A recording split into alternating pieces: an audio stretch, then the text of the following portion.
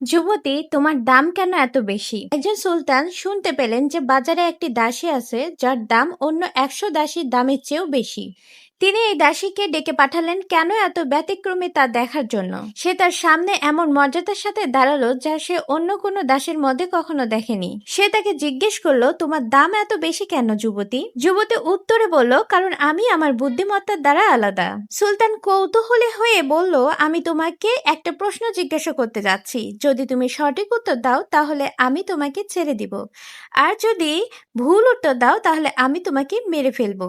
সবচেয়ে সুন্দর পোশাক, সবচেয়ে মনোরম সুগন্ধি, সবচেয়ে সুস্বাদু খাবার, সবচেয়ে নরম বিছানা এবং সবচেয়ে সুন্দর দেশ কোনটি? সুলতানের এই প্রশ্ন শোনার পরে দাস উপস্থিত সবার দিকে ফিরে বলল, আমার জিনিসপত্র এবং আমার ঘোড়া প্রস্তুত করো, কারণ আমি এই প্রাসাদটি একজন স্বাধীন মহিলার জন্য রেখে যাচ্ছি। এইবার দাসের উত্তর দেওয়ার পালা। তিনি বললেন, সর্বোত্তম পোশাক হলো সেই দরিদ্র ব্যক্তির জামা যার একটিই আছে, কারণ সে এটিকে শীত ও গ্রীষ্ম উভয়ের জন্য উপযুক্ত বলে মনে করে। সবচেয়ে মনোরম গন্ধ হলো একজন মায়ের গন্ধ, এমনকি যদি সে কোনো পাবলিক স্নানাগারে কেবল আগুন ভক্ষণকারী হয়। সবচেয়ে সুস্বাদু খাবার হলো যা তুমি ক্ষুধার্ত অবস্থায় খাও, কারণ বাসি রুটিও ক্ষুধার্তদের কাছে সুস্বাদু। সবচেয়ে নরম বিছানা হলো সেই বিছানা যেখানে মানুষ শান্তিতে ঘুমায়। যদি কেউ অন্যায় করে তাহলে সোনার বিছানাও কাঁটায় ভরা মনে হবে।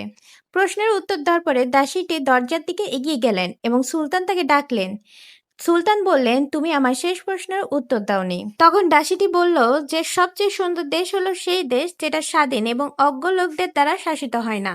দাসীটি সঠিক উত্তর দিয়েছিল এবং এভাবেই তার স্বাধীনতা অর্জন করেছিল। হ্যাঁ, সে ঠিকই বলেছিল, সবচেয়ে সুন্দর দেশ হলো সেই দেশ যা অজ্ঞদের দ্বারা শাসিত হয় না। উসমানীয় সুলতানদের ইতিহাস তো পৃথিবী বিখ্যাত, কিন্তু আপনি কি জানেন ইতিহাসের পাতা উল্টালেই দেখা যায় যখন বিশ্বের পরাক্রমশালী সম্রাটরা তাদের মুকুটে হীরা জহরত আর মূল্যবান মণিমুক্তা খচিত করতে ব্যস্ত থাকতেন, তখন উসমানীয় সুলতানরা এক অনন্য অভিজাত্যের নেশায় মত্ত ছিলেন। তাদের কাছে মদিনার ধূলিকণা ছিল পৃথিবীর সকল রত্নের চেয়েও দামি। মদিনার মসজিদে নববী এবং রাসূল সাল্লাল্লাহু আলাইহি সাল্লাম এর রওজা মোবারকের পবিত্র কক্ষগুলো পরিষ্কার করার জন্য ময়ূর ও উট পাখির পালক দিয়ে তৈরি বিশেষ ঝাড়ু ব্যবহার করা হতো। রওজা শরীফের ধুলোমাখা সেই পুরানো পালকগুলো যখন ইস্তাম্বুলের সুলতানদের কাছে পৌঁছাতো তখন এক অপূর্ব দৃশ্যের অবতারণা হতো। সুলতানরা পরম শ্রদ্ধায় সেই ধুলোমাখা পালকগুলো চোখে মুখে স্পর্শ করতেন এবং গভীর মমতায় নিজেদের পাগড়িতে গেঁথে রাখতেন।